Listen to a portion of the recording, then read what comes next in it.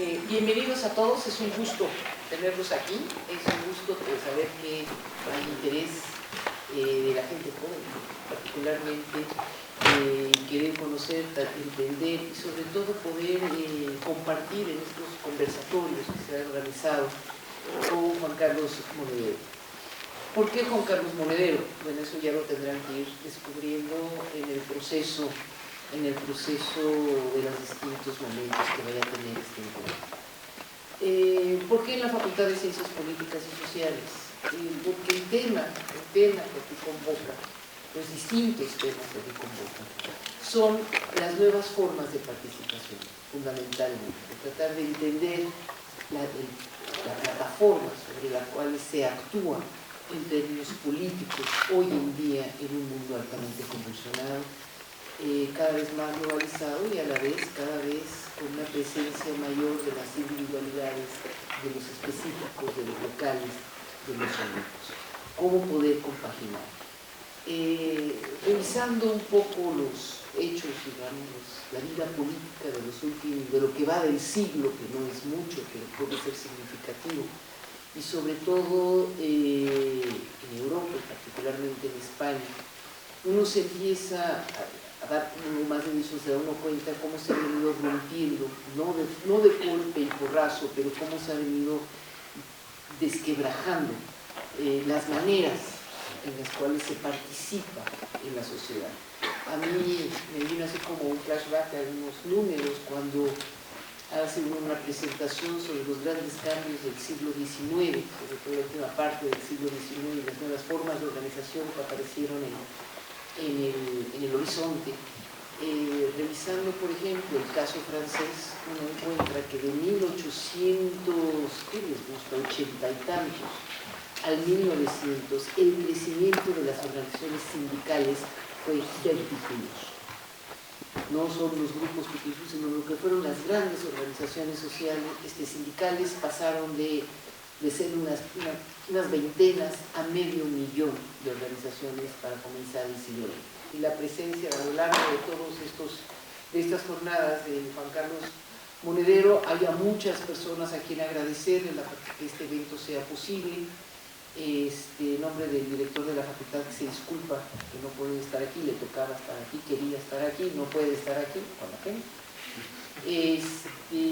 Pues realmente agradecerle a todos y a cada uno de los que han contribuido a la organización de este evento, la planta académica de la facultad, a los estudiantes consejeros que han participado en esto, a los estudiantes que no son consejeros que han participado en esto. ¿Qué tal? Buenos días. Mil gracias por estar acá. Realmente estamos contentos que se hayan tomado el tiempo de venir. Esto es un evento que surgió, como tantas otras cosas, de una conversación absolutamente informal y casual. Juan Carlos estuvo acá en la facultad el noviembre pasado, terminó su exposición, nos fuimos a la oficina del director y conversando con Claudia Loredo, Fernando Castañeda, un par de otras personas, dijimos, oye, ¿por qué no te vienes durante un tiempo acá, una semana, 5 días, a ver si podemos armar algo un poco más contundente? Y funcionó. Cuando apenas tuvimos el ok de la dirección, que había un financiamiento para poder traer a Juan Carlos, nos juntamos a trabajar. Y fue un equipo interesante. Claudia Loredo, la subcomandante Loredo de Proyectos Especiales, y un equipo extraordinario de gente, donde estaban Alonso Retana, Julia Buguerri, Mauro Jarquín, Alberto Trejo, Elalce Rojas, Chumi Baena, Carlos Correa, Dan Flores, Paola Elquesira, Osvaldo Velázquez, Ana Lucía Rodríguez, Carla Ramos, Tania Monreal y gracias Pati Martínez Luján también. Cuando pensamos en un título, había varias opciones. Y por lo menos a mí se me ocurrió que el primer título posible, para reírme un poco, tendría que ser La política contemporánea, : escenarios y perspectivas. O el alternativo que teníamos, para reírnos también yo por lo menos, era ¿hacia dónde va la política? Lo extraordinario de estos títulos, que son muy comunes en las conferencias en las cuales vamos, y en términos generales creo que cubrirían más o menos las cosas, pero son absolutamente insulsos y no captaban lo que estábamos buscando captar. ¿Qué queríamos captar? Queríamos dos cosas. Primero, que reflejara nuestra condición de supervivientes de un naufragio. Eso es lo que queríamos pensar. Yo por lo menos quería pensar supervivientes de un naufragio. Y un naufragio generado ¿por qué? Por la descomposición de un sistema de impartición de justicia que no imparte justicia. La descomposición de corporaciones policiales que pasan a los 43 alumnos de Ayotzinapa y los entregan a sicarios. Un ejército involucrado en matanzas como la de Tlatlaya.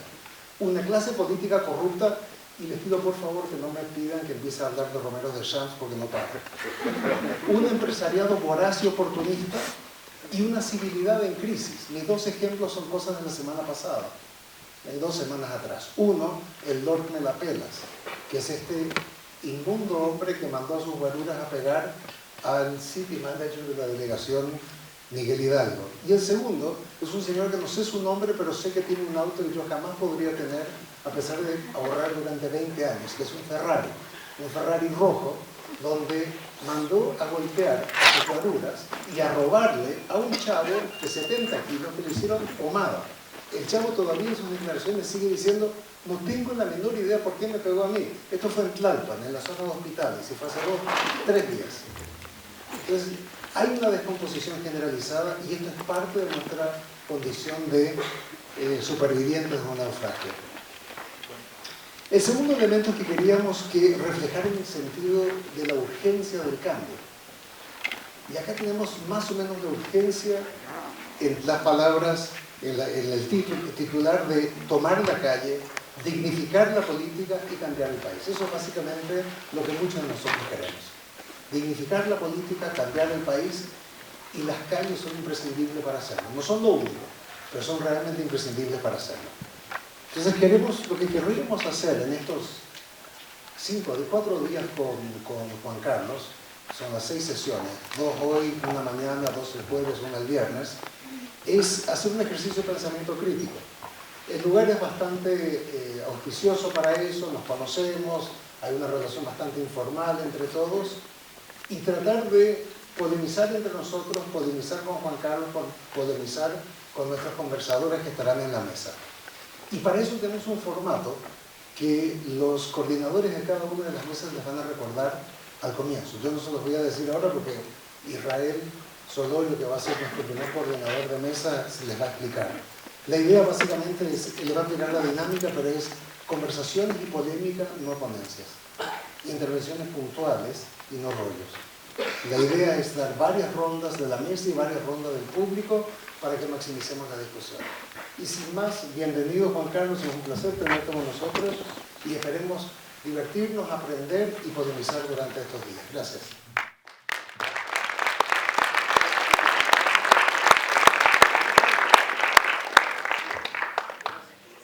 Muchas gracias por no, para mí ha sido un placer poder estar aquí con vosotras y con vosotros, sinceramente. Estamos en España en mitad de un proceso, bueno, pues bastante vertiginoso, donde está en juego muchas cosas. No solamente está en juego lo que pase en el gobierno de España, sino que está en juego lo que pase en Europa, seguramente. Y no lo digo con la arrogancia de que la aventura política que pusimos en marcha es más importante de lo que realmente es, pero sí que es verdad que cuando en un país chiquitito, que es Grecia, cuyo Producto Interior Bruto es el 2% del Producto Interior Bruto europeo, es decir, que es igual que el Producto Interior Bruto de Madrid.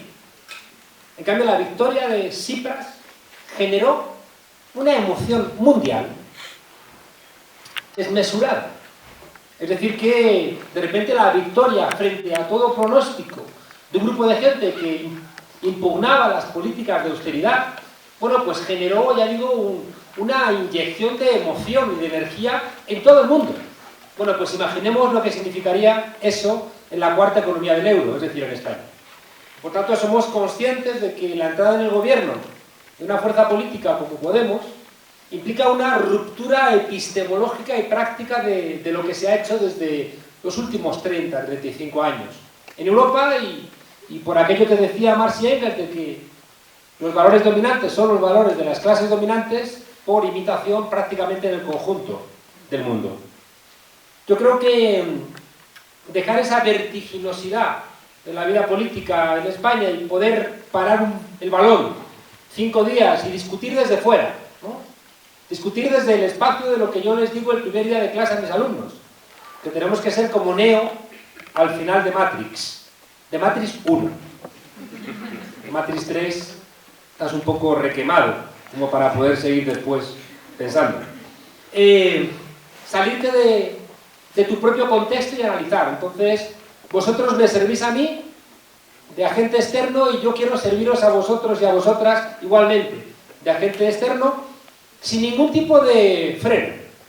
Yo creo que el pensamiento ahora mismo tiene que ser echar un panal de avispas en un confesionario.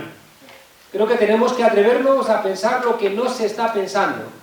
Creo que tenemos que romper con los lugares comunes. La risa le quita la solemnidad a los idiotas. Por eso me gusta también que nos riamos. Porque al final es una suerte de subversión. Durante la Revolución Rusa había 3 sujetos.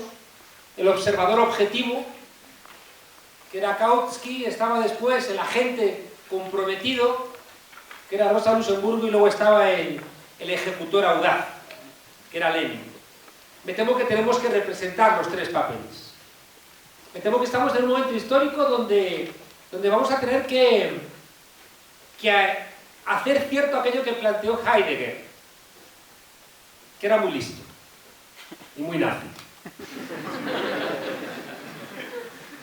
Quiero que discutamos durante estos 5 días por qué es cierto eso que decía Borges: 8 de cada 10 personas a las que usted admira son de derechas, ¿no?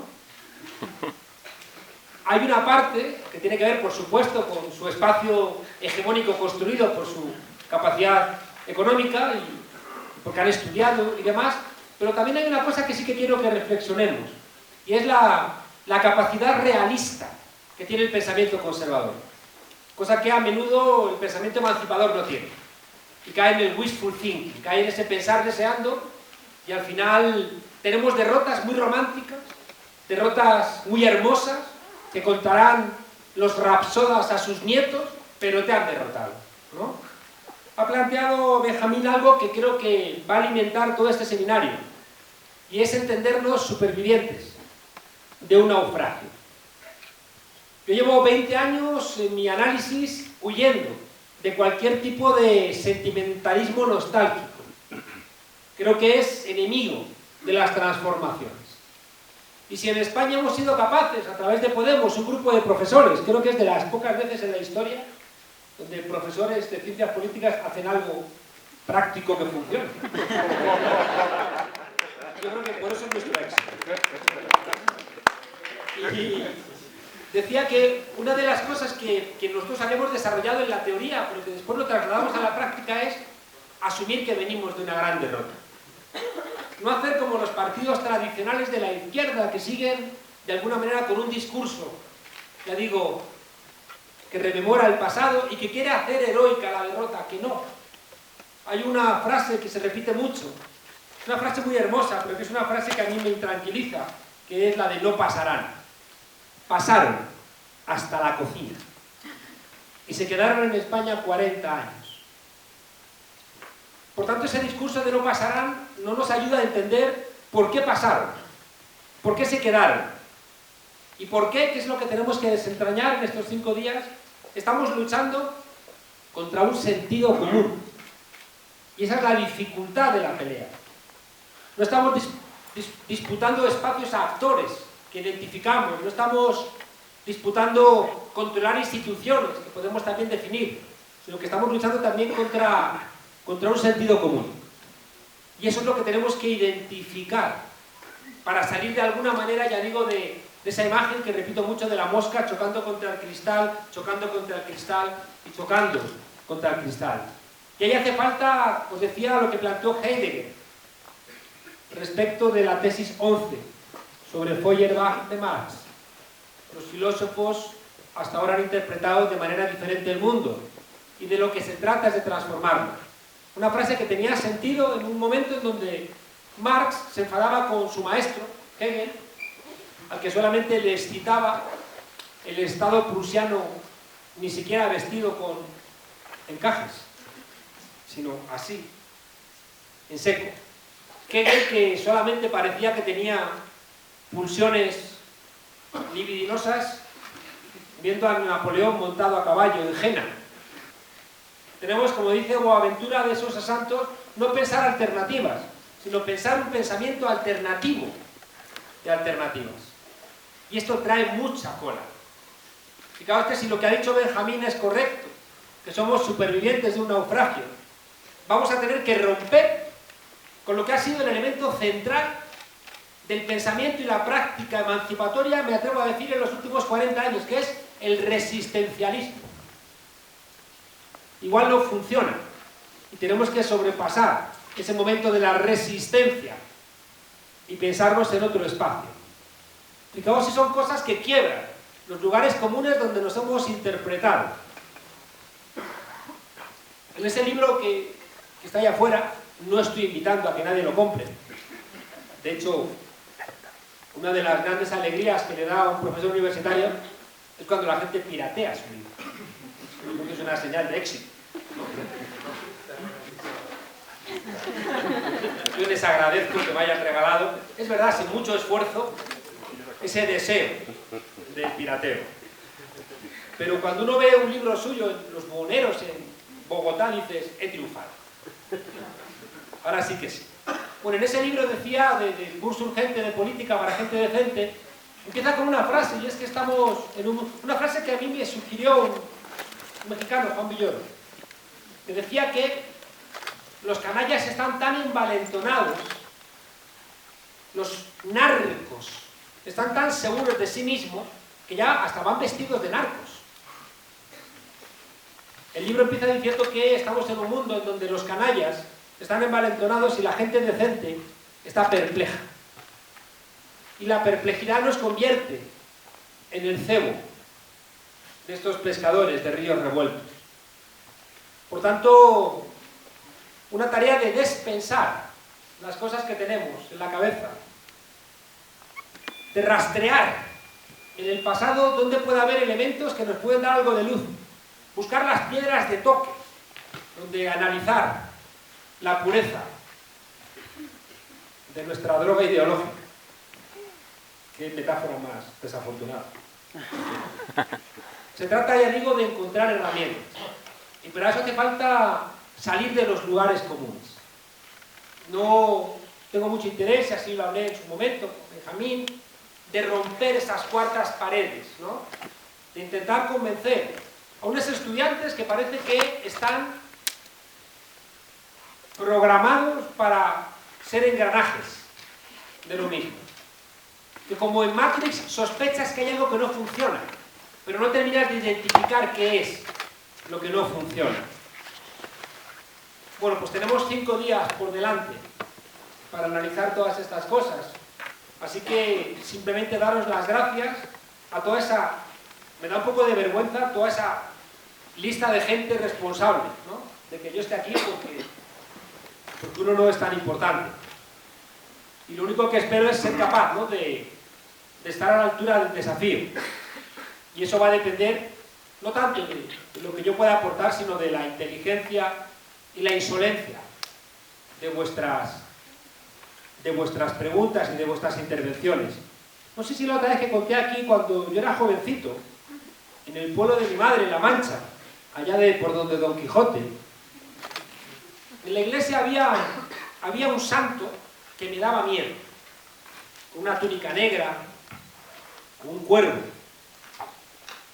Y un día, para quitarme el miedo, decidí, cuando terminó la misa, quedarme, cuando se había ido todo el mundo, levantar las faldas al santo y ver a ver qué demonios había ahí.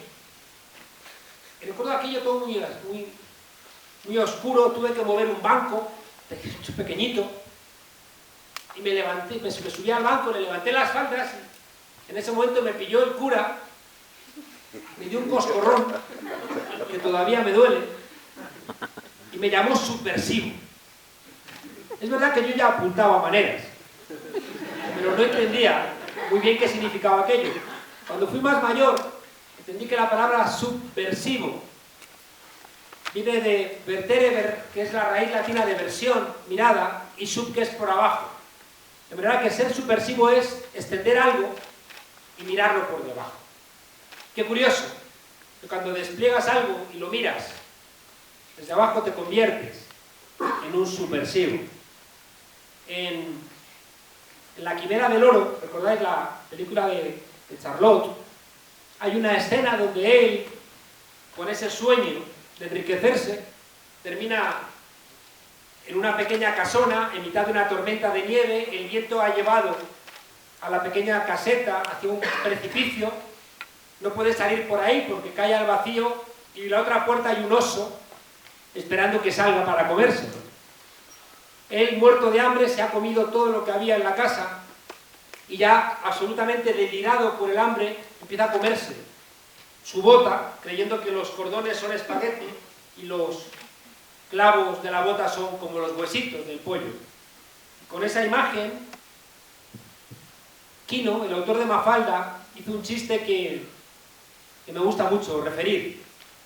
Aparece en la pantalla esa imagen de Charlotte comiéndose los espaguetis con cara de delirado, y enfrente está el público en el cine. En la parte de abajo están los que han pagado la entrada más cara, con sus joyas, sus trajes, y están muriéndose de la risa. En el intermedio están los que han pagado una entrada más barata, que están simplemente sonriendo. Y arriba están los que han pagado la entrada más barata, a los cuales se les está cayendo un lagrimón. Si no te duelen las cosas, nunca vas a transformarlas. Uno de los ámbitos que yo quiero que discutamos es cómo se logra la transformación social. Y ya os adelanto que si no te duelen las cosas, no hay transformación social. Por eso el monopolio sobre la interpretación del dolor de nuestras sociedades. Por eso la banalización del dolor. Por eso esa inmediatez constante, construida por los medios de comunicación, que hace que tengamos todas y todos los que estamos aquí memoria de pez. No vaya a ser que recordemos cosas y de repente se nos active la rabia, y al final esa rabia se convierta en conocimiento en voluntad, la voluntad en capacidad, y la capacidad al final en transformación.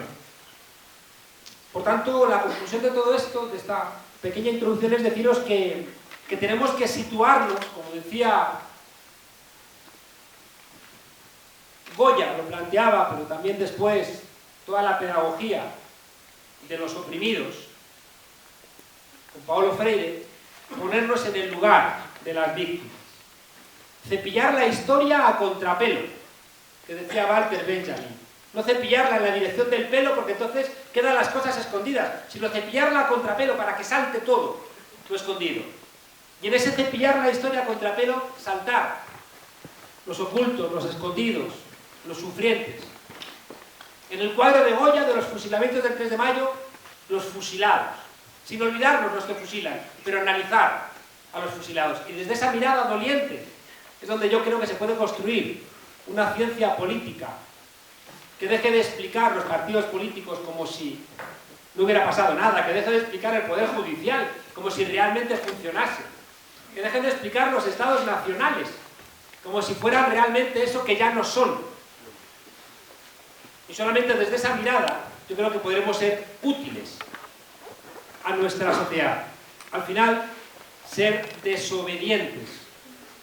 Siempre cuento que cuando bajó Moisés del monte Sinaí con las tablas de la ley, le dijo a los demás: tenéis que cumplir estas leyes que me las ha dado Dios. Alguno quiso protestar, pero dijo: me ha dado Dios estas tablas, tenéis que obedecerlas. Hasta que uno las miró y dijo a Moisés: oye, ¿qué es tu letra? Que era una manera de cuestionar el encargo. Bueno, pues esa mirada desobediente, esa mirada doliente, esa mirada capaz de no ser rehenes de esa petición de obediencia que nos marcan constantemente los menos para que los más obedezcan, es como yo entiendo estos 5 días de trabajo compartido. Así que muchas gracias por la invitación.